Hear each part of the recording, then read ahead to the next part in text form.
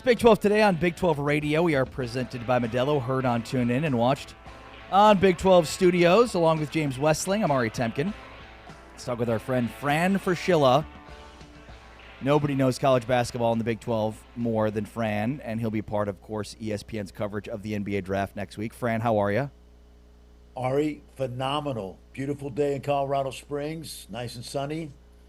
By the way, I'm watching the under 17 USA team that's going to Istanbul on Monday for the World Cup, the under 17 World Championships. I watch these guys, and I would say 10 future NBA players are going to be on that team. Wow. Give us some Yeah. names, Fran. Who are the guys to watch? Oh man, Beckham Black from Dallas. You know, Anthony Black's brother is phenomenal. Young man Xavier Young from Faith Family Christian School. That's a Dallas, like South Dallas charter school, I think. He's a big 6'8" kid. A lot of kids, a lot of players will be interested in going to the Big 12. But 6'8", Beck, under 17. yeah. Oh no, these kids are tremendous. But Beckham Black is one of the headliners. He's a great, Anthony's brother. That's a Dallas connection right there. And Beckham is a tremendous point guard. Is he going to Six go? foot four. Is Beckham going to Cal? Is he going to go with Cal? I don't know. I don't know. That part I haven't gotten far Yeah. on, but really good group. Jamal Crawford's son is going to make the team. JJ, Eric Dampier's son, Eric Jr. is a Wow. good player. Eric and I talked yesterday. He's still got a home in Dallas. Big Eric Jr. is going to be a good player. So yeah, lots of Is, talent. And is Eric I Jr. in Dallas? no, Okay. the family they actually do. All of them do live back in Mississippi. But Eric Sr. told me he still has an apartment in Dallas and tries to get back. And of course, as you know, as a Mavs fan, he's fairly well respected as a guy Yeah. that poured his heart and soul out for the Mavs. Yeah, no doubt. All right, Fran, who do you think goes number one overall? The Big 12 looking to solidify the number one and number two picks for what would be the first time in conference history. I think the safe pick is with Washington is AJ, and not only because of that he's got a clean resume in terms of from start to finish he was one of the couple best players in the country, led the country in scoring. But that's actually in this draft. Like last year, you could have had four great power forwards on your team, and you still were taking Cooper Flag because he was so much better than everybody else. But in this draft, with Washington particularly, they have a lot of pieces in the backcourt. They have a lot of young guys. Obviously, they've added Trey Young, who I do think will sign there. And so I think AJ fits perfectly at small forward for that young team, 8 guys under 22. And then the next question is, with Darren Peterson not working out in Utah, means nothing, by the way, guys. Utah's done their homework, but how does Darren Peterson fit in with, our guy Keontae George? How does he fit in with that big front line? Why would you take Boozer if you're going to re-sign Kessler, and you already have Markkanen, JJJ, Jaren Jackson Jr. So a lot of moving pieces, but I think at the top it's AJ and then Darren. Is that, if you were the GM, is that how you would do it? And obviously, that means a lot to me, carries a lot of weight because of how much Yeah. you watched and how much, insider knowledge you'll have about it. Yeah, the great thing about this draft, Ari, and I predicted, I was telling Taman, our producer, that I think there's going to be 9 Big 12 guys going to first round, and we can talk about that. Wow. But the beauty, and I think 15 or 16 overall. When you think of Baba Miller in a Wow. second. By the way, I'm going to tell you something. Don't be surprised, and we'll get back to the top of the draft. Do not be surprised if somebody like Jaden Bradley or Baba Miller sneaks into the back end of the first round because so many guys went back. And like Richie Saunders, I don't think this is going to happen, but there might be a team that loves Richie Saunders enough to take him 30th, for example.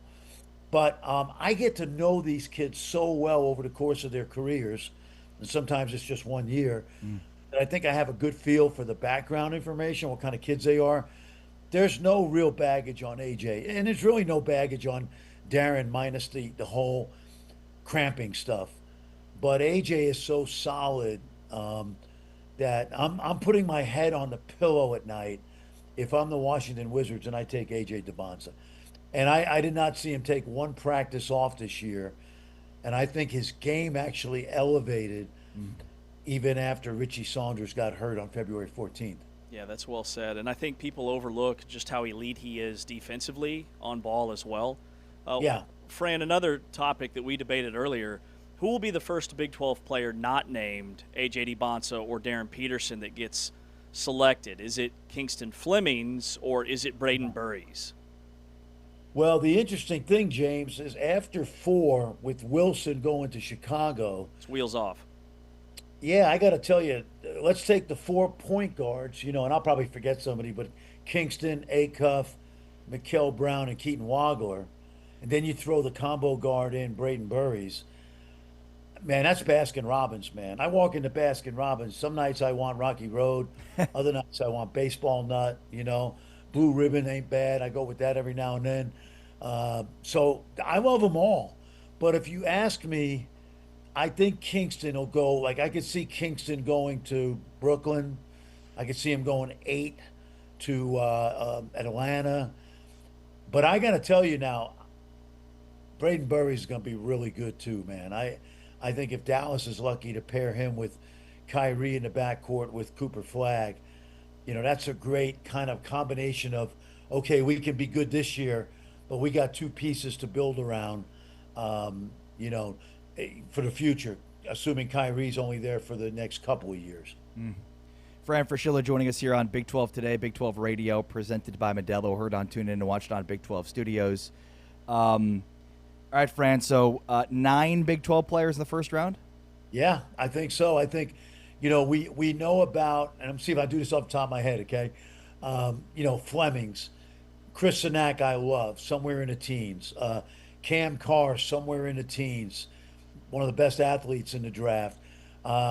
Christian Anderson, a lot of people are really warming up to him, even though he's a smaller guard.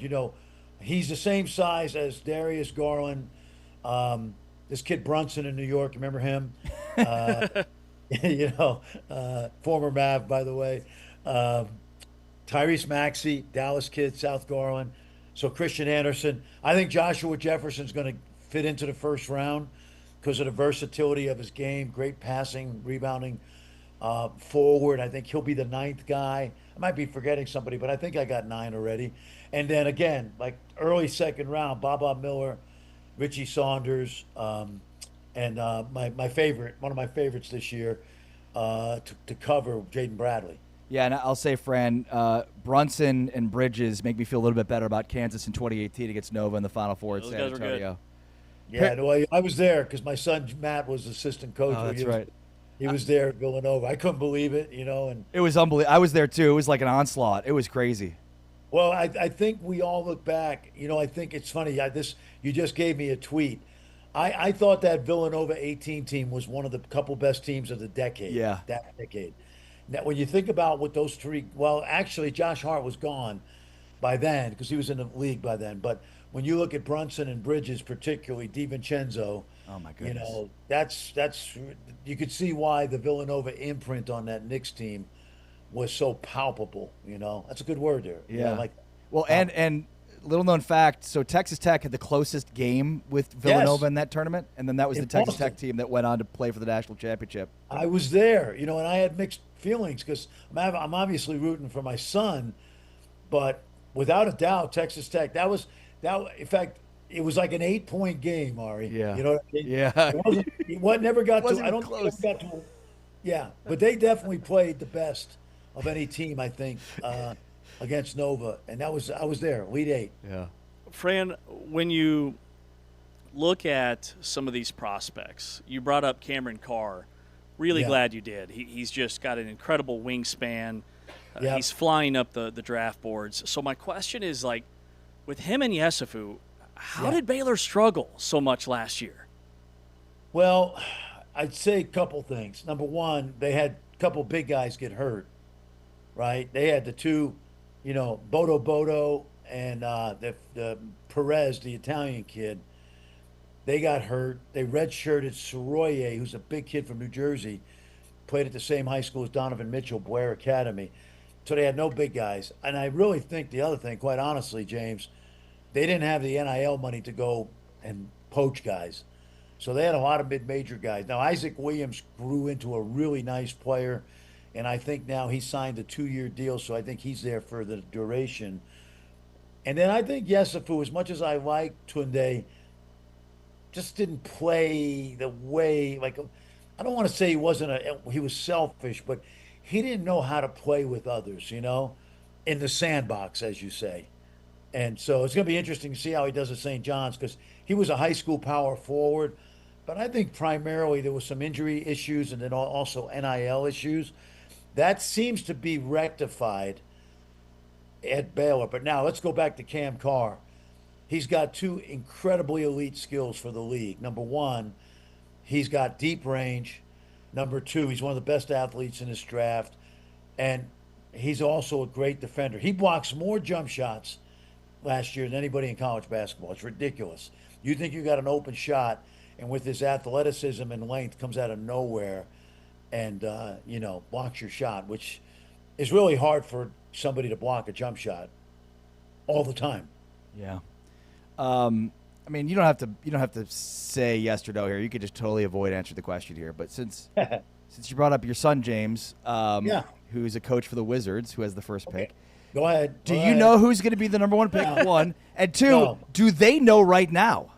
I don't know. Yeah. Listen, he's been out here to see me and his mom in Colorado to play some golf a couple times since the end of the season. If you know anything about Oklahoma City, I mean, and I say this because Washington is OKC East. Will Dawkins, former assistant GM, Yeah. Michael Winger was the president of the Wizards. We talk nothing. So, honestly, they're the CIA. He doesn't want me to talk to him. I don't ask. So no, he gets mad when he's even mad I'm on the draft. Like, hey, dude, I got a job too. Okay. Right. Yeah. But no, we don't talk about it. And I don't need to talk to him about it because I have enough inside information around college basketball. Right. And that one's pretty easy. It's either going to be AJ, Right. Darren, and it might be Boozer, and I'd be prepared for all three if that happens. Oh wow. And, I mean, and quite honestly, like he's got a pretty good resource in you. You watch all of the games in the Big 12. Like it feels Well, like. let me tell you something about that. You make a good point, but I'm going to tell you that when you talk about Kansas and BYU this year with the two top guys, every single time I did a game this season at one of those places, one of the tanking teams had scouts there. Yeah. Yep. So, like, I bet the Wizards, the Pacers, Brooklyn, and Utah. They also saw all those games. Yeah, and they're also doing the background. Yeah, great point. Yeah. And I may have a little more background because I get to know the kids a little better, but Right. there's really very few secrets with those top kids. That's a great point. Fran, I didn't hear Koa Pete's name when you were Ah, first round player. yes, I love that kid, man. Something happened with him, and I don't want to get into too much into the weeds, but somebody changed his shot after the season, and in Chicago, Yeah. the combine, apparently he looked like a guy that was a lefty shooting righty for the first time. Wow. I don't know what happened. All I know is I dove back into the video. I've talked to some NBA friends. Yeah, he's dropping probably into the 20s, but I'm a big fan of Koa Pete's, man. First of all, do you guys realize let's go back to the first game of his career against Florida. 37-5, 30 points, 7 rebounds, 5 assists. Do you guys realize he was the most outstanding player of the West Regional? Everybody's making it sound like he just started playing basketball. Yeah, you're right. He's the winningest USA basketball player at the junior level in history. He won 4 state titles. And despite the fact that the shot at the moment might be broken, I saw him make mid-range shots all year. I saw it in high school. And if you're drafting him to shoot threes right now, that's not happening. But his energy and athleticism, man, anywhere after 18 for me, which will be a playoff team, I just love that kid's will to win, athleticism. And so he's getting knocked pretty hard, guys, but he's going in the first round. Yeah, Fran, it's funny with Koa because it feels like when the season started, he burst, onto the radar because of some of the games he had, and then it's like now there's an overcorrection here where it's like it's gone so far the other direction. Yeah. And I mean, I see a guy that's going to be there's the pedigree, there's the genes for me that he checks a lot of boxes. Well, don't forget too, there's more mock drafts this year than I've ever seen in my life. Yep. And more people doing draft stuff on Twitter. Yep. And 99% of the people, hey, not knocking them. That's the draft industrial complex.